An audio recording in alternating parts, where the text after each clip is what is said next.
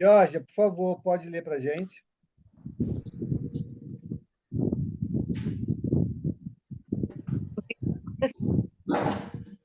Pelo médium Valdo Pereira Franco, pelo espírito de Joana de Ângeles. Quando desconheceres um assunto, confessa a tua ignorância a seu respeito.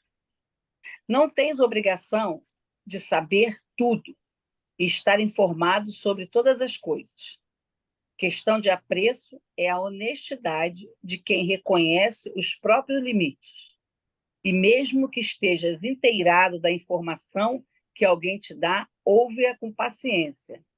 Terás ensejo de conferi-la com as notícias que já tens, enriquecendo mais o teu conhecimento ou corrigindo. Uma pessoa que parece muito bem informada, às vezes tem somente conhecimento superficial, aparentando mais do que sabe. Quem sabe ouvir, lucra sempre. Essa mensagem ela é muito, muito interessante, né? Não especial para a minha profissão, né? De professora, né? Que as pessoas acham que nós somos professores, então nós sabemos tudo, né? Ou temos a obrigação de saber tudo. E em várias situações eu me deparei em sala de aula, o aluno fazendo uma pergunta, um questionamento, e eu dizendo para ele, olha, eu não sei, vou buscar informação porque eu não sei. E aí eles ficavam surpresos, mas professora, a senhora não sabe? Não, eu não sei tudo, né? Não sei tudo, mas vou buscar informação, e na outra aula eu fazia questão de fazer uma pesquisa, né, profunda, né? Nada superficial, para o aluno poder ter realmente conhecimento, e eles gostavam, sempre gostam, sempre acham isso bem bacana. Mas nós temos, se a gente fica vendo, né, que as pessoas têm por hábito, assim, por hábito, né, vergonha de dizer que não sabe. E aí fica naquela marolinha ali do assunto e às vezes não se aprofunda. Então a gente saber ouvir, né, e buscar o conhecimento, principalmente com aquele que sabe. Isso é muito importante. É o que a gente faz aqui, né? A gente vem aqui e busca o conhecimento de quem tem mais o conhecimento que a gente, né? O estudo maior, né? Que aqui no caso o Valdemir, o Mauro, né? E tem outros também aqui que sabem, tem o conhecimento. E aí a gente escuta, a gente ouve, mas em várias vezes a gente vê também que alguns irmãos trazem coisas novas, o Mauro e o Valdemir param, ouvem, né? Por quê? Porque também está em aprendizado. Nós somos seres em constante aprendizado. Precisamos ter consciência disso. Obrigada. Isso mesmo, Jorge. Tudo bem. Vamos então à nossa prece. Amauri, abre o seu áudio, por favor. Então vamos elevar os nossos pensamentos e falar assim, irmãos. Ah, Paizinho do céu, quão gratificante é saber que tu ainda confias em nós como filhos amados e nos permite, mais esta vez, estarmos ao lado do vosso Filho querido Jesus, o nosso Mestre Maior. Ó, Paizinho, garanta que nesta noite consigamos abrir um pouco mais as nossas mentes, porque o mais importante é que nós compreendamos que cada um que põe o seu questionamento, a sua pergunta, ele, por si só, com o questionamento e com a pergunta, ele abre microfones para as catedrais todas daqueles que estão conosco, ganhando nessa salinha de aula, abre todos os alto-falantes e os microfones para que todos aprendamos um pouquinho mais. Mas, Paizinho, nós queremos te agradecer também em função do que nós agora sabemos que está tudo em nossas mãos. Embora não consigamos nada, embora não tenhamos conhecimento algum, mas que o que parte do nosso imo, o que parte do nosso interior, se está evado de amor, de carinho, de compreensão, aí sim vai fazer efeito, Paizinho. E é graças ao vosso amado Filho Jesus, a quem nós rogamos, consigamos ter ao nosso lado a nossa parentela espiritual e esses amigos espirituais que coordenam essas salinhas de aula junto com os nossos irmãos carnais. Dá, Paizinho, que nesta noite consigamos vibrar em favor de todos aqueles que rondam o nosso arquivo mental, nos fazem sofrer e nem sequer desconfiam disto. Graças, Paizinho. Abençoa-os todos, inclusive este templo que nos abriga neste momento. Graças a Deus. Obrigado, Senhor. Obrigado, Amauri. Verinha, então, por favor, a leitura está contigo, a condução aí com o nosso irmão Valdemir. Verinha, os dois primeiros parágrafos nós comentamos na semana passada. Agora eu me lembrei, depois da Margarete eu me lembrei. Então, lê os dois primeiros parágrafos, só para quem não estava aqui e para a gente se situar, e a gente começa a comentar a partir do terceiro parágrafo. Instruções dos Espíritos, o dever? Isso. E tem 7. 7. O dever é a obrigação moral diante de si mesmo, em primeiro lugar, e depois dos outros. O dever é a lei da vida, ele se encontra nos mínimos detalhes e também nos atos mais elevados. Quero falar aqui apenas do dever moral, e não do que as profissões impõem. O dever é muito difícil de ser cumprido na ordem dos sentimentos, porque se encontra em antagonismo com as seduções do interesse e do coração. Suas vitórias não têm testemunhas, e suas derrotas não têm repressão. O dever íntimo do homem depende do seu livre-arbítrio, o aguilhão da consciência, esta guardiã da integridade de caráter, o adverte e o sustenta, mas frequentemente se mostra impotente diante dos falsos argumentos gerados pela paixão. O dever do coração, quando fielmente observado, eleva o homem. Mas como determinar esse dever? Onde começa? Onde termina? O dever começa precisamente no ponto em que ameaçais a felicidade ou a tranquilidade do vosso próximo, e termina no limite que não desejaríeis ver transposto por ninguém em relação a vós mesmos. Agora começa no... Ok, até aí nós tínhamos comentado. Como tem pessoas aí que não estiveram na semana passada, se quiserem fazer algum comentário, algum questionamento sobre esses dois parágrafos, fiquemos à vontade.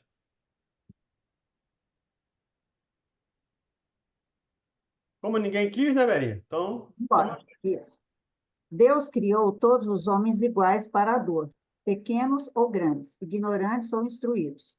Sofrem pelas mesmas causas, para que cada um julgue judiciosamente o mal que pode fazer. O mesmo critério não existe em relação ao bem, infinitamente mais variado nas suas expressões. A igualdade diante da dor é uma sublime previsão de Deus, que deseja que seus filhos, instruídos pela experiência comum, não cometam o mal, alegando a ignorância dos seus efeitos. Lembrando aqui, como ele começa o parágrafo, Deus criou todos os homens iguais para a dor. E aí precisamos separar dor de sofrimento. Todos nós passaremos pela dor. Todos os encarnados passarão pela dor. Porque estamos habitando um corpo de carne que se decomporá, se extinguirá, envelhecerá, apodrecerá, enfim, vai com certeza doer. Agora, sofrimento, não. O sofrimento é a falta do dever cumprido, ou pode ser uma das causas de sofrimento, o dever não cumprido. O dever moral, como ele nos convoca aqui. Então, nós escolhemos, na grande maioria das vezes, nós escolhemos o sofrimento voluntariamente quando nos desviamos das leis de Deus. Toda vez que desviamos ou que desviarmos das leis de Deus, estamos criando uma dor ou um sofrimento para nós. Porque, de novo, o sofrimento é opcional. Nós escolhemos. E cabe-nos seguir as leis, como vimos lá no capítulo 17, item 3, lá do homem de bem. O homem de bem é aquele que cumpre a lei de amor, justiça e caridade na sua integralidade. Quando não cumprimos, estamos contrariando a lei. E teremos que teremos que corrigir todas as dificuldades que criarmos em relação às leis de Deus. Não passará, segundo Cristo, não passará uma vírgula ou um J das leis de Deus que não seja cumprido. Então, tudo será cumprido com toda certeza. Tudo bem? Seguindo. O dever é o resumo prático de todas as especulações morais. É uma bravura da alma que enfrenta as angústias da luta. É austero e dócil, pronto a dobrar-se às mais diversas complicações, permanece inflexível diante das suas tentações. O homem que cumpre o seu dever ama a Deus mais do que as criaturas, e ama as criaturas mais do que a si mesmo. Ele é, ao mesmo tempo, juiz e escravo na sua própria causa. É uma bravura da alma que enfrenta as angústias da luta. E se cumprir os deveres não é uma coisa muito simples, digamos assim. Quer dizer, é difícil, mas não é difícil. É trabalhoso. Porque para cumprir os deveres, ou para cumprir principalmente os deveres morais, precisamos estar atentos a nós mesmos. Precisamos estar naquela recomendação de Jesus do vigiai e orai. Precisamos estar constantemente nos vigiando. E uma boa parte das vezes, nós, ao invés de nos vigiarmos, olhamos para o outro. Principalmente os defeitos do outro, as dificuldades do outro. Então, esse dever é a luta contra as nossas dificuldades. É o bom combate que fala Paulo lá na sua carta. Venci o bom combate. Combati e venci o bom combate. Porque venci a mim mesmo. Então, quando nós entendermos que nossa grande luta é contra nós mesmos, com certeza estaremos bem mais próximo de cumprirmos esses deveres. Mas precisamos estar conscientes e vigilantes. A gente vai chegar no livro do Espírito, nós chegamos ainda na questão 919, que fala do autoconhecimento.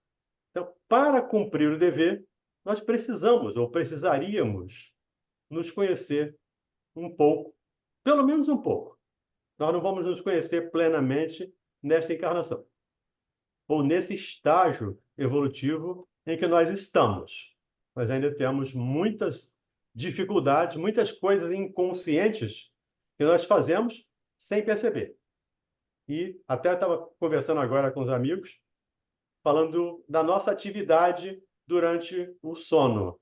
Enquanto dormimos, nos emancipamos, né? A alma, nós como alma, nos emancipamos e vamos para os mais diversos lugares. Nós estamos estudando o livro Missionários da Luz e lá tem um companheiro encarnado que, enquanto o corpo dele repousa, ele sai para doar fluido vital a necessitados, a doentes do corpo físico necessitados. E nós? Vamos para onde? Aí deixa eu usar a primeira pessoa, né? E eu? Vou para onde? Vou para onde a minha tendência me levar. Durante a vigília, eu estando acordado, eu tenho consciência e tenho a lei que me proíbe, que me limita. Tem a consciência que me limita. Mas quando eu estou fora do corpo, eu não tenho lei, aí eu sou autêntico. Quando nós saímos do corpo, somos autênticos.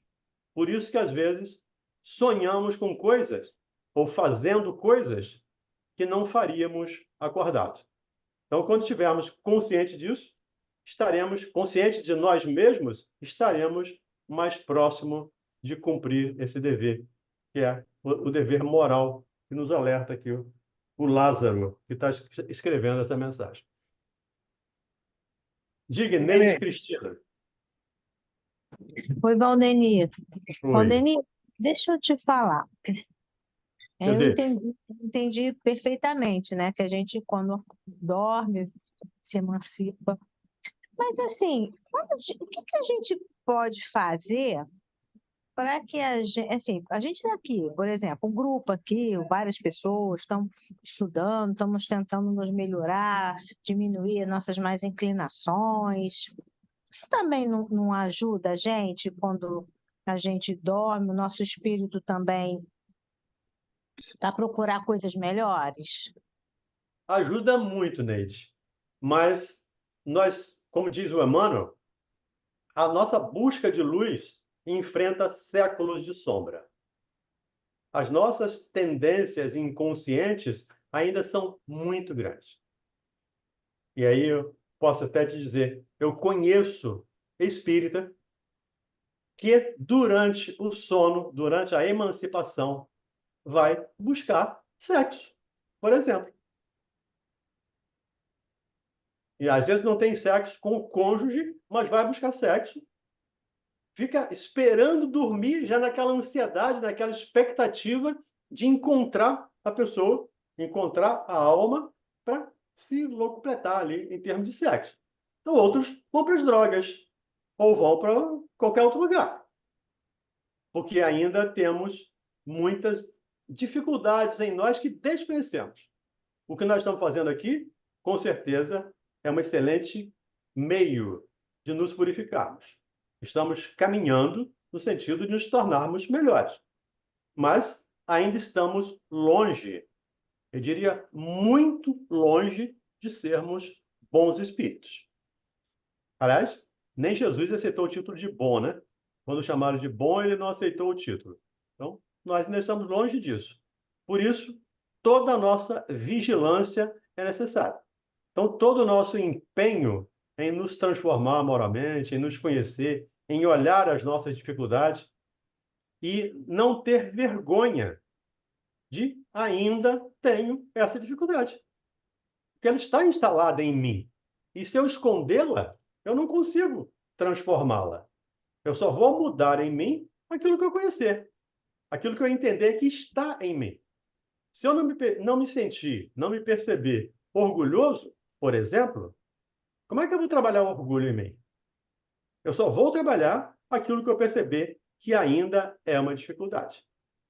E aí, lembrando de novo Paulo, já no final da vida dele apostólica, ele diz: o bem que eu quero, esse eu ainda não faço. Mas o mal que eu não quero, esse habita em mim. Isso Paulo. O que o Valdemir vai falar? Com toda certeza, muitos anos-luz atrás de Paulo. Então, ainda temos muitas coisas a serem, muitas dificuldades a serem vencidas. Assim, entendo, Neide. Fica aberto aí para discussão. Tá bom, obrigada. É isso aí. Obrigada. É isso? Segue. O dever, Continuemos. o dever é o mais belo adorno da razão. Ele nasce dela como o filho nasce de sua mãe. O homem deve amar o dever, não porque ele o preserve dos males da vida, aos quais a humanidade não pode subtrair-se, mas porque ele dá à alma o vigor necessário ao seu desenvolvimento. É o mais belo prêmio da razão. Precisamos entender isso. Tudo começa na razão. Estudamos lá no Livro dos Espíritos que o conhecimento intelectual, a evolução intelectual, precede a evolução moral. Então, nós precisamos aprender para depois praticar, para depois vivenciar. E o que nós estamos fazendo aqui é aprendendo. Nós estamos aqui estudando. Agora, a vivência é singular. A vivência é pessoal.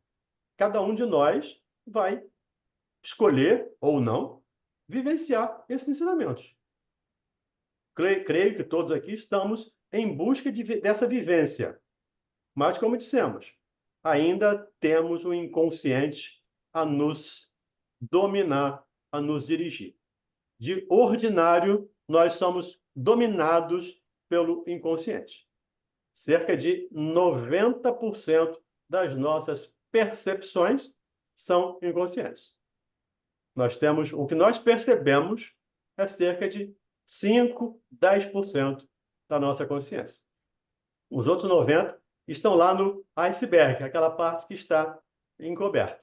A parte que está fora da água é um pedacinho bastante pequeno ainda. Por isso, estamos buscando a razão. E por isso, lá no capítulo 6, estudamos já lá também, capítulo 6, o Cristo Consolador, o Espírito de Verdade nos diz lá: espíritas, Eis aqui o primeiro ensinamento: amai-vos. Mas eis aqui o segundo: instruí-vos. Então, nós precisamos de instrução, nós precisamos de conhecimento para poder colocar isso em prática e para crescer moralmente, nós precisamos entender. Como dizem os Espíritos, creia em Deus, mas saiba por que você está acreditando. Não é porque alguém disse que Deus é bom, que Deus é maravilhoso, que Deus é a inteligência suprema do universo, não é por causa dessa questão. É nós estudarmos e deduzirmos por nós mesmos. Aí sim, nós fortalecemos a nossa fé. Ainda hoje fizemos um programa lá na rádio falando sobre isso, sobre a necessidade de termos fé para termos esperança. A fé é o alimento que nos move.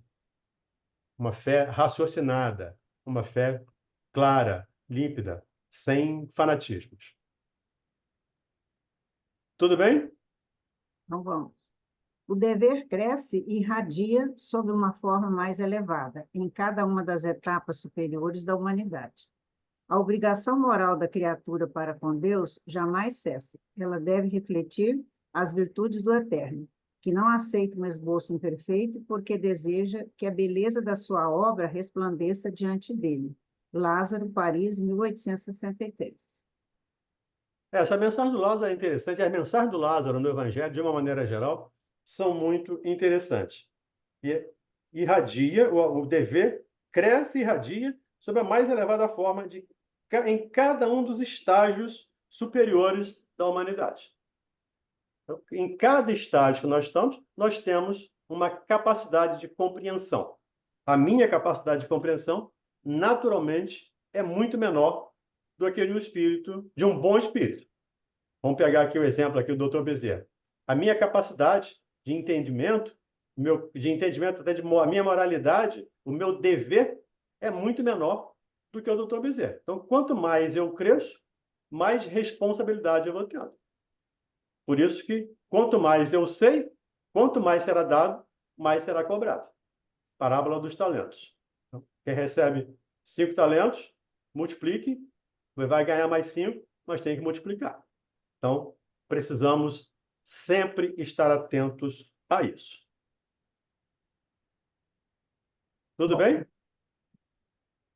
Seguimos. Agora é a virtude. A virtude. Número 8.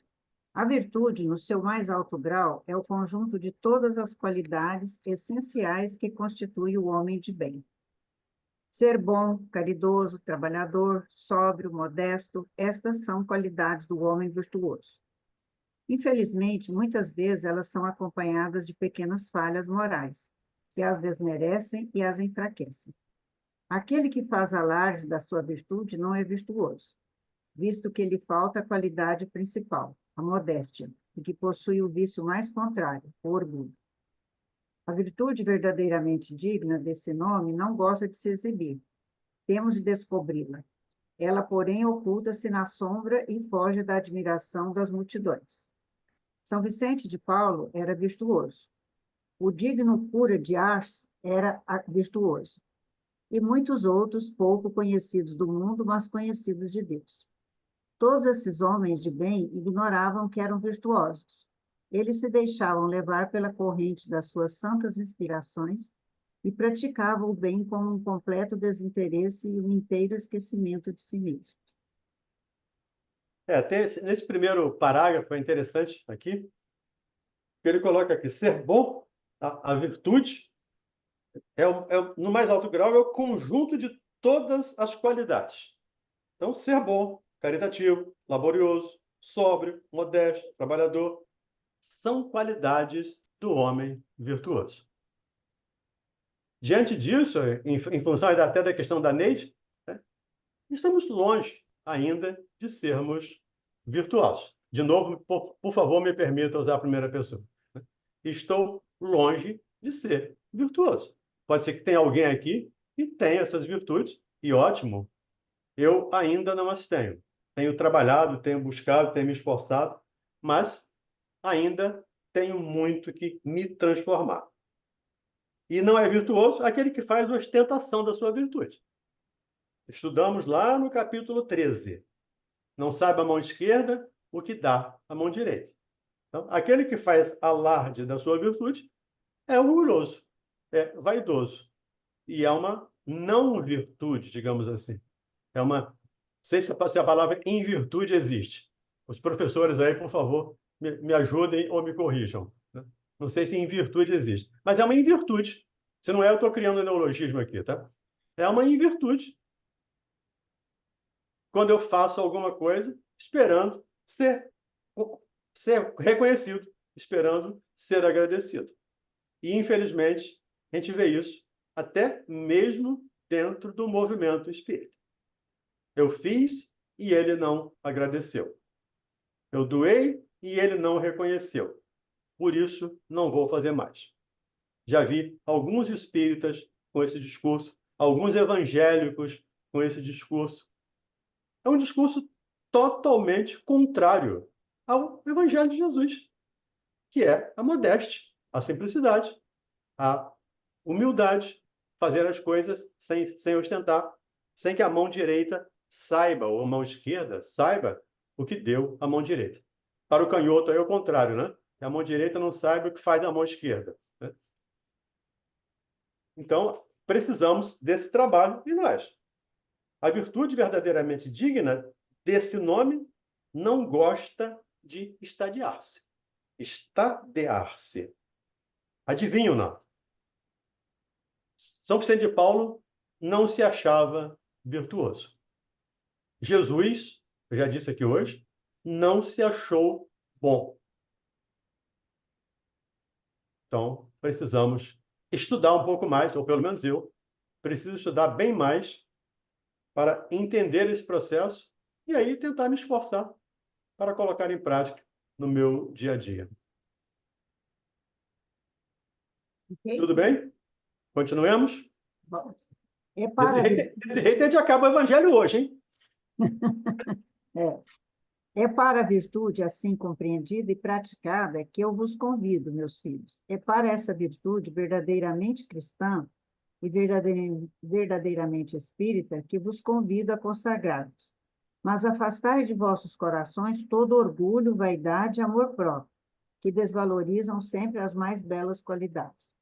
Não imiteis esse homem que se apresenta como modelo e gaba as suas próprias qualidades para todos os ouvidos complacentes.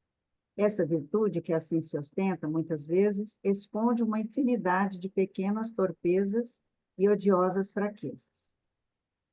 Essas mensagens, ou essa mensagem, ou essas mensagens do Evangelho, são uma repetição das falas do Cristo. Aqui, a minha tradução aqui tá: não trombeteei, né? Não imiteis o homem que se apresenta como modelo e trombeteia ele próprio suas qualidades. Jesus fala disso quando está o fariseu e o publicano orando. Diz, um não tem vergonha até de olhar para cima, que é o publicano, que é humilde, que reconhece as suas dificuldades. O outro é orgulhoso, é vaidoso e se coloca acima de Deus. Guardadas as devidas proporções, a ideia é a mesma. Então, a ideia ou a essência da doutrina espírita está aqui, na humildade, simplicidade, caridade. Isso é a essência da doutrina. Então, tudo que nós estamos lendo aqui Jesus já havia nos falado de uma maneira diferente, mas já nos tinha falado sobre isso. A virtude assim compreendida e praticada é que vos convido à virtude da simplicidade, da humildade, da caridade. Como temos falado aqui, nós fazemos caridade, mas ainda não somos caridosos. Ainda temos certa dificuldade até de entender essa caridade, como está lá na questão 886 lá do Livro dos Espíritos. Certo? Continuamos? Então, vamos. Em princípio, o homem que elogia a si mesmo, que ergue uma estátua à sua própria virtude, aniquila, assim, procedendo todo o mérito efetivo que possa ter. O que direi, porém, daquele cujo único valor é o de parecer o que realmente não é? devo admitir que o homem que faz o bem sinta no fundo do seu coração uma satisfação íntima, mas desde que essa satisfação se exteriorize para receber elogios, ela degenera em amor próprio. Fazer o bem é muito bom. E todos nós que fazemos o bem, ou quando fazemos o bem, sentimos-nos felizes, sentimos-nos bem. É uma das... Eu costumo brincar, às vezes, no consultório. É uma das melhores pagas, um dos melhores dinheiros que a gente recebe é quando a gente vê que alguém saiu melhor do que entrou. Então, do consultório, de uma conversa, de uma palestra. Então, nós sentirmos-nos bem com fazermos o bem é perfeitamente natural. O que tira, o que anula a virtude é eu exigir esse agradecimento, eu exigir esse reconhecimento. Aí sim, tira toda a minha virtude. Aí, de novo, como Jesus diz, aquele que faz o bem, esperando recompensa, e que exige o agradecimento, já recebeu na terra. Deus não lhe deve mais nada. Então, esse é o caminho. Fazermos o bem sem olharmos a quem, ou sem esperarmos qualquer tipo de recompensa. Fazemos o bem como Jesus fez, como os bons espíritos fazem, ou como nós fazemos algumas vezes. Não podemos esquecer, nós fazemos sim algum bem. Já temos esse conhecimento, já temos essa capacidade e já executamos algum bem. É claro que é pouco ainda, mas no nosso nível de evolução, sim, estamos conscientes da nossa necessidade e estar consciente é o primeiro passo para nos modificar, para nos transformar. Diga, Pedro César. Pois é, Valdemir. É uma coisa que me preocupa muito, que o Evangelho fala aqui, para a gente não fazer o bem e não sair Alardeando. tocando trombeta, né? Isso. Mas vejam só, eu tenho uma preocupação muito grande quando a gente vai andando na rua, ou então está num supermercado, mas na rua, por exemplo, as pessoas comem uma banana e jogam a casca de banana no chão. Eu tenho a preocupação de tirar aquela casca de banana do meio da rua, onde as pessoas podem escorregar, cair e se machucar, né? Então, o que acontece? Às vezes a pessoa está vendo, mas eu não estou fazendo isso para que as pessoas vejam. Eu estou fazendo precavendo um acidente que possa acontecer, entendeu? E no supermercado também. A gente vai no supermercado e vê aquele saco plástico jogado no chão. Pisa naquele saco plástico para ver só. Nós vamos levar um escorregão daquele. Então, quer dizer, não é para aparecer, mas é pelo fato de, vamos dizer assim, precaver que alguém venha ali levar um escorregão e se machucar. Ô Pedro, Deus sabe o que passa no nosso coração. Não interessa o que o outro pensa. Ele está fazendo para se amostrar. Por exemplo, se o outro pensa isso e eu não fiz com essa intenção, Deus está vendo. E isso nós precisamos ter em mente. Nós vamos prestar contas dos nossos atos, das nossas falas, das nossas omissões. Agora, o que o outro pensa é atributo dele, é responsabilidade dele. Nós não podemos fazer nada em relação a isso. Eu também faço isso. Às vezes eu vejo o pessoal no mercado tira uma laranja, cai 3, 4 dando coisa. Eu vou lá, pego aquelas 3, 4 laranjas e coloco em cima. Batatas. Acontece muito isso. Agora, eu estou fazendo isso para me mostrar? Não. Estou fazendo porque para eu não pisar em cima da laranja ou da batata e cair. Ou para alguém não pisar e cair, machucar. Então, não devemos nos incomodar com o que o outro faz. E se o outro joga a casca de banana, latinha de refrigerante, latinha de cerveja pela janela do carro, nós fazemos o quê? Lamentamos e aprendemos, pelo menos assim eu penso, aprendemos com aquela situação. Não posso fazer isso, porque isso eu condeno nele. Então, se eu condeno nele, eu não devo cometer o mesmo equívoco. Mas nos preocupar com o que o outro pensa, Só Deus conhece o nosso coração. Só Deus conhece o nosso sentimento, porque às vezes nem mesmo nós conhecemos. Falamos aqui da inconsciência. Nós não nos conhecemos. Então, só Deus conhece o nosso mais puro sentimento. Tenhamos certeza que estamos fazendo o melhor e fim de papo, Pedro. Não nos preocupemos com o que o outro pensa. Tá bom. Valeu. Ok? Então, ó, vós todos, a quem a fé espírita aqueceu com seus raios, e que sabeis quanto o homem está longe da perfeição, não vos entreguei jamais a semelhante tolice. A virtude é uma graça que desejo a todos os espíritas sinceros, mas eu lhes direi, mais vale menos virtude com modéstia do que muita com orgulho. É pelo orgulho que as humanidades sucessivas têm se perdido. É pela humildade que um dia elas deverão se redimir. François-Nicolas Madeleine, Paris, 1863. A fala dele eu costumo repetir em respeito à caridade. Nós precisamos fazer a caridade, mesmo que seja com interesse. Mesmo que ainda seja com interesse. Se eu ainda não consigo fazer desinteressadamente, eu devo fazê-la com interesse. Porque eu não vou ganhar muita coisa fazendo uma caridade com interesse. Mas aquele que foi beneficiado por mim recebeu, sim. E, claro, que o agradecimento dele, a satisfação dele, o bem-estar dele, conta ou contará a nosso favor.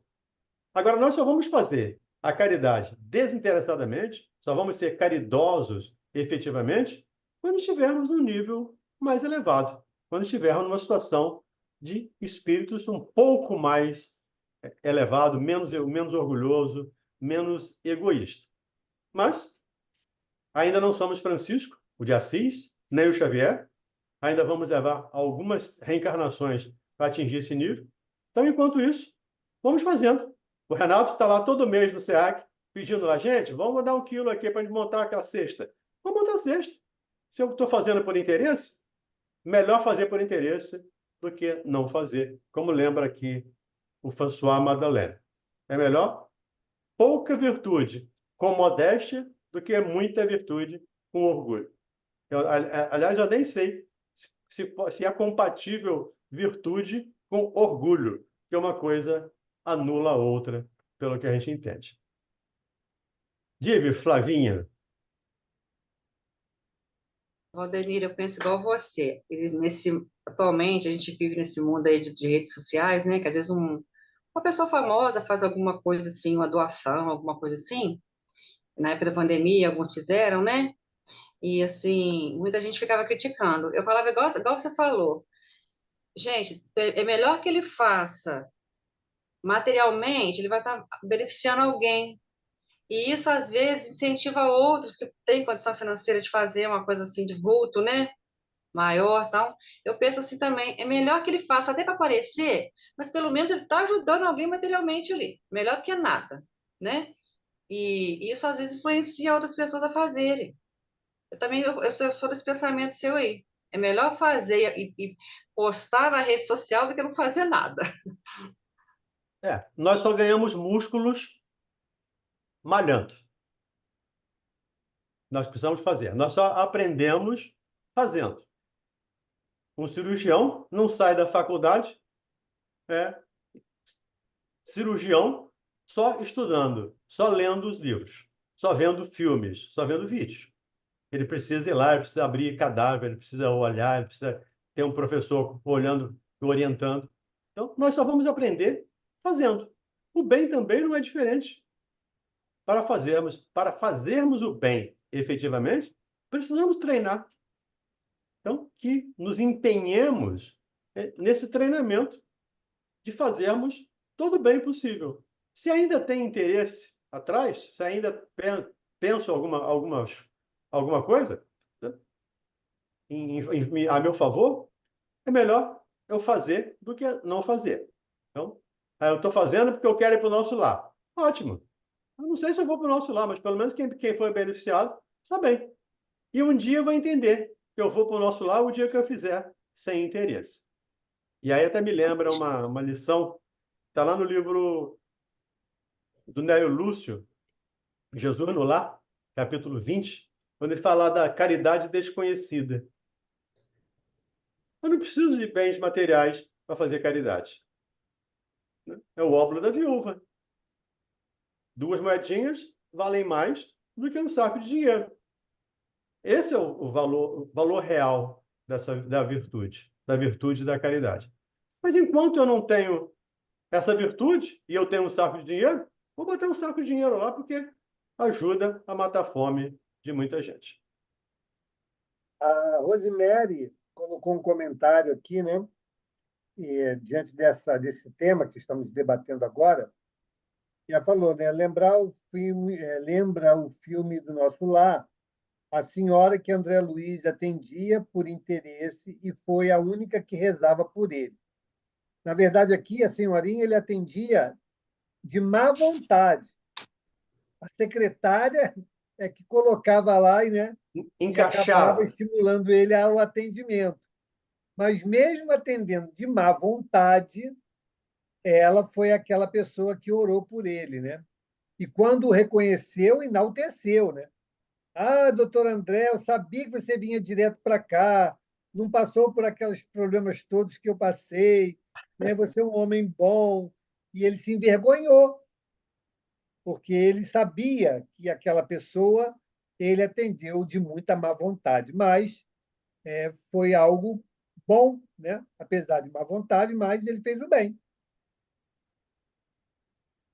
Esse é o caminho, fazermos o bem. Como lembro de novo, eu lembro sempre muito do meu avô, né, em relação a isso. Faça o bem sem olhar a quem. Então, eu não sei quem está atrás. É igual as cestas que a gente dá lá para o SEAC. Eu não sei quem está recebendo aquelas cestas. Quem sabe é o Renato, a Margarete, que tem lá o cadastro das pessoas. E preciso ter. Mas nós que estamos dando, não sabemos. O fato é, aquilo vai beneficiar alguém. E esse alguém vai orar por nós. E como nós sabemos que uma oração nunca se perde, aí, bem lembrado da situação do André Luiz, né? Mesmo quando eu faço com má vontade, mesmo que forçado praticamente, mas ainda assim, aquilo surtiu um efeito para a pessoa que recebeu, que ficou muito grata, e por consequência para a pessoa que também fez o bem, surtiu um bom efeito. Então, nenhum bem que façamos é perdido. Como diz Emmanuel, todo bem que fizermos será nosso advogado em qualquer tempo, em qualquer lugar. Então, se queremos um bom advogado, queremos aí um ministro para nos defender, não um promotor de justiça, promotor, não, um desembargador de justiça aí para nos defender, façamos o bem. É como nós vamos encontrar essa situação. Diga, Flavinha. O pessoal de Niterói deve saber, né? O trabalho que o Raul Teixeira tinha ou tem aí, não sei se ainda tem. Quem ajudava Ainda muito tem. ele, tem, né? O Raul Teixeira. Quem ajudava muito ele, e isso veio à tona depois, era o Paulo Gustavo. Ajudava muito ele lá nessa obra dele. É verdade. Infelizmente, uma parte da escola ele está tendo que diminuir, né? Infelizmente, está tendo que diminuir uma parte da escola. Pois é, tem muita gente que faz e a gente nem sabe.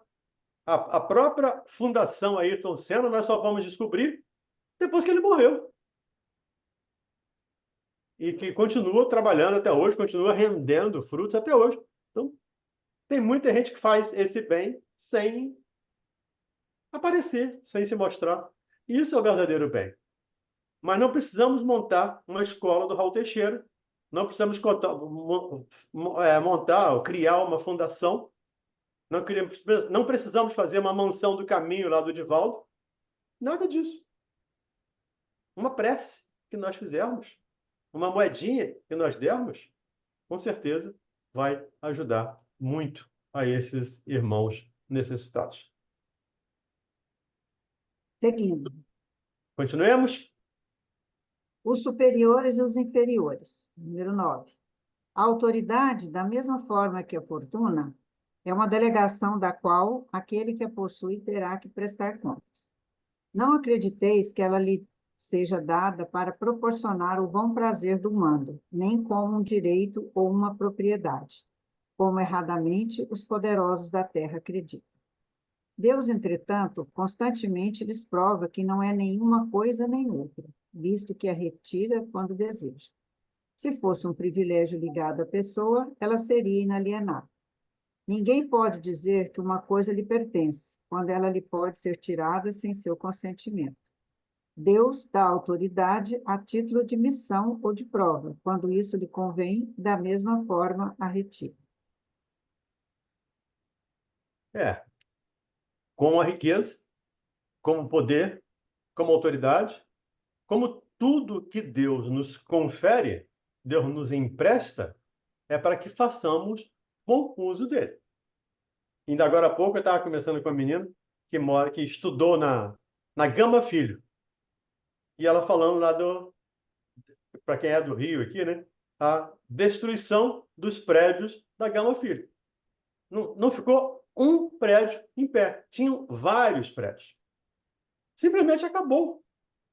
Uma fortuna, um poder enorme, simplesmente acabou de uma hora para outra. Então, precisamos entender. Tudo que temos em termos material é emprestado. Tudo aquilo que pode nos ser tirado sem o nosso consentimento, sem a nossa autorização, não é nosso. É um empréstimo. E é o que ele está dizendo aqui. A autoridade, tanto quanto a riqueza, é uma delegação que terá que prestar contas. É a parábola dos talentos. Você recebeu cinco talentos. Então, por favor, vem prestar contas aqui. E você que recebeu um também, vem prestar contas. E vamos nós prestar conta de todos os talentos, inclusive dos talentos, dos conhecimentos, da inteligência, se não fizermos bom uso dele. Vamos ter que responder por isso. Diga aí, Mauro. Eu queria só ressaltar essa última frase, né, quando ele fala, né, Deus confere autoridade a título de missão ou de prova. Essa autoridade que ele está falando aqui, pessoal, não é autoridade moral, tá? É autoridade da função. Ah, sim. Então, nessa encarnação, você vai ser presidente da República. Né? Vamos ver o que você vai fazer por esse povo, né, por essas pessoas aí. Esta autoridade. Você vai ser, sei lá, alguma função de relevância ou que demonstre uma autoridade sobre os demais. Aí sim é conferida por Deus, né? Porque uma autoridade moral, ela não pode ser conferida por outra pessoa. Ela tem que ser conquistada. Isso é o próprio Espírito que vai moldando essa autoridade ao longo das experiências e da sua envergadura moral. Então, é só para a gente entender a colocação das palavras aí, para que a gente não faça. Não tenha Tanto é que equívoco na interpretação. tanto é que ele compara com a riqueza, né? A autoridade, É. quanto à riqueza, é uma delegação que terá que prestar conta. Autoridade moral, não. Moral é conquistada, é minha. Ninguém me tira. O que ninguém pode me tirar é meu. Agora, o que pode tirar, com certeza não é meu. Maurício, você tinha levantado a mão e depois abaixou? Desistiu? Vocês estão discorrendo tão bem.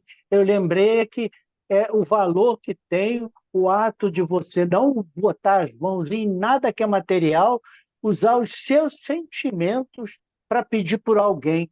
Aí eu falo os sentimentos porque você já sente a dor de alguém. Se você sente a dor, você compreende um pouquinho. Aí você fazendo com essa compreensão que ele é seu irmão, que ele é filho de Deus, como você também é, que o sofrimento dele fez com que você o divisasse dentre a multidão, já que ninguém o faz, tudo que você não precisa pedir, entabular palavras, nem um raciocínio. É só em pensar que ele é teu irmão, é filho do mesmo pai que você é, isso aí não tem valor, é incomensurável. Tem valor, só não tem preço. Verdade. Valor tem. É. Um valor inestimável, mas tem. Preço não. Seguindo, né? Todo aquele que é depositário da autoridade, qualquer que seja a sua extensão, desde a do senhor sobre o seu escravo até a do soberano sobre o seu povo, não pode esquecer-se de que é encarregado de almas. Ele responderá pela boa ou má direção que houver dado aos seus subordinados, e as faltas que eles puderem cometer, e os vícios a que forem arrastados em consequência dessa direção ou dos maus exemplos. Recairão sobre ele, assim como colherá os frutos da sua solicitude por conduzi-los para o bem. Todo homem tem uma missão, grande ou pequena, sobre a terra, qualquer que ela seja, sempre é dada para o bem. Portanto, desviá-la do seu objetivo é fracassar no seu cumprimento.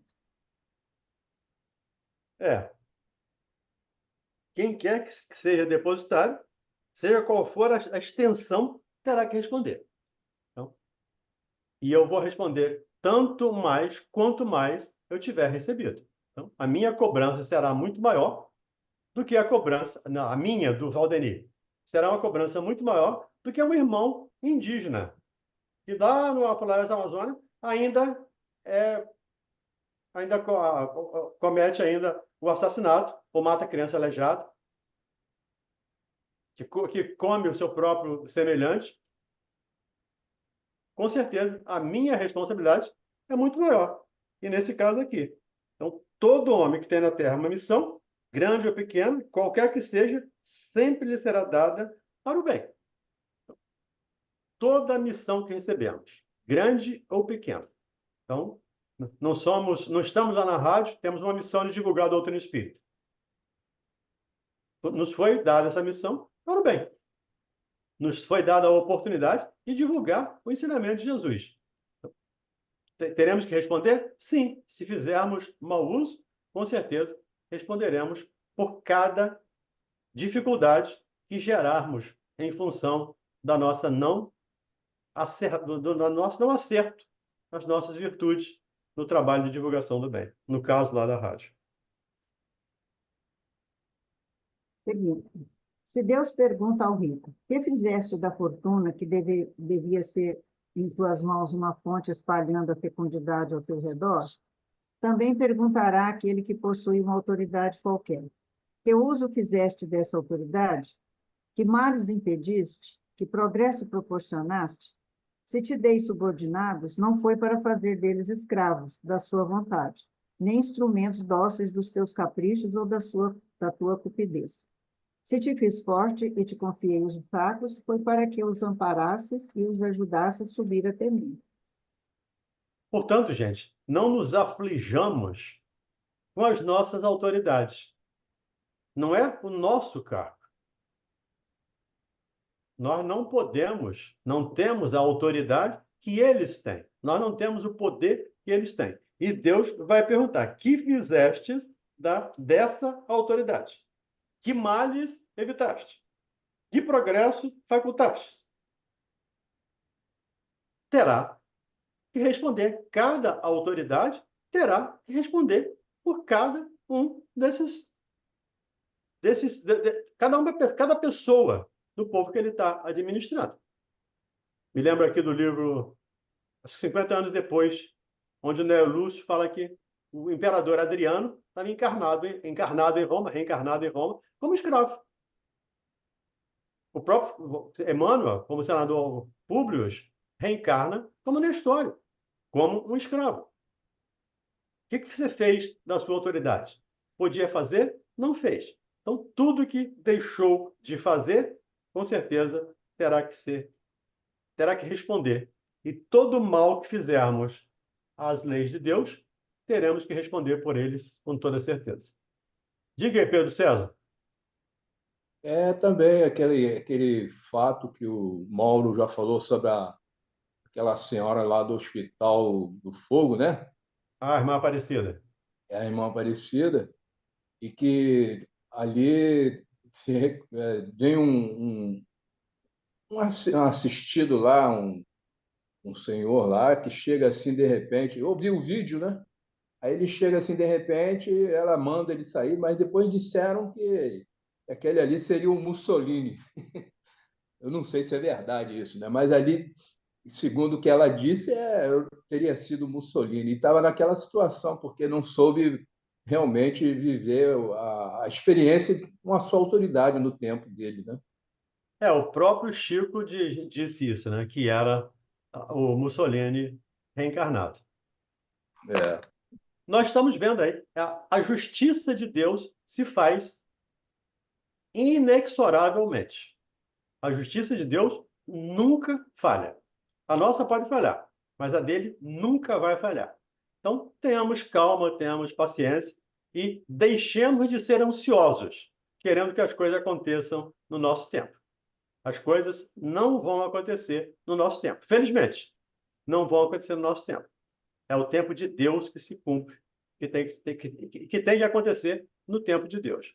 Então, tenhamos paciência, tenhamos calma e entendamos, ninguém colhe aquilo que não plantou. Se nós estamos colhendo alguma coisa ruim, é resultado da nossa semeadura de ontem, que não foi boa. Então, escolhamos a partir de hoje boas sementes para que de futuro as colheitas sejam melhores. Bom, chegamos às 22. Vamos parar aqui, né? O superior que se ache compenetrado. Perfeito. Notem aí, pessoal. 16. Vamos então à nossa prece. Georgia, está tudo bem com a esposa do Márcio? Que bom. Graças a Deus. É que o Márcio tirou uns dias de férias, aí ele está aproveitando, ajeitando algumas coisas e dando uma atençãozinha a ela. Tá certo. Manda um abraço para ela, tá? Obrigada. Para eles, na verdade. Obrigada. Nada. Vamos então à nossa prece. Vamos pedir, Angélica, você pode fazer a nossa prece?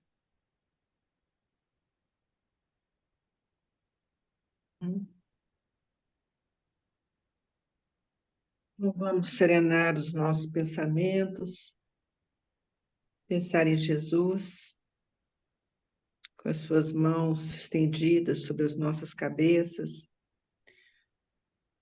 agradecendo por este momento de estudo, de aprendizado, agradecendo a presença dos bons espíritos que nos assistiram durante todo o nosso estudo, pedindo a Deus que nos proteja, que nos dê paz, que nos ajude a nos esforçarmos para melhorar a nossa conduta, os nossos pensamentos, nós possamos nos colocar à disposição dele para praticar o bem, nós sintamos no mais íntimo do nosso ser a vontade de praticar a caridade, de ser bom para com o próximo, de ser menos exigentes com as pessoas, de entendermos mais o nosso semelhante. Nós te pedimos, Pai, que neste momento envie seus espíritos de luz em todos os lares dos nossos irmãos aqui presentes neste encontro, que todos eles possam receber os fluidos benéficos e aqueles lares em que se encontram pessoas doentes possam ser assistidos pela espiritualidade, pelos médicos e enfermeiros do espaço. Nós agradecemos mais uma vez e pedimos que tenhamos uma semana de muita paz, muita harmonia, que nós possamos fazer o máximo esforço para conduzirmos sempre no caminho do bem. Que assim seja, Jesus, graças a Deus. Graças a Obrigado, Deus. gente. Obrigado, Angélica. Um beijo, pessoal. Uma boa semana. Amanhã estaremos lá na rádio, retomando os trabalhos em 2024 ao vivo, tá bom? Então, contamos com a presença e a participação de todos. Cada um de vocês amanhã lá. Um beijo, fiquem com Deus.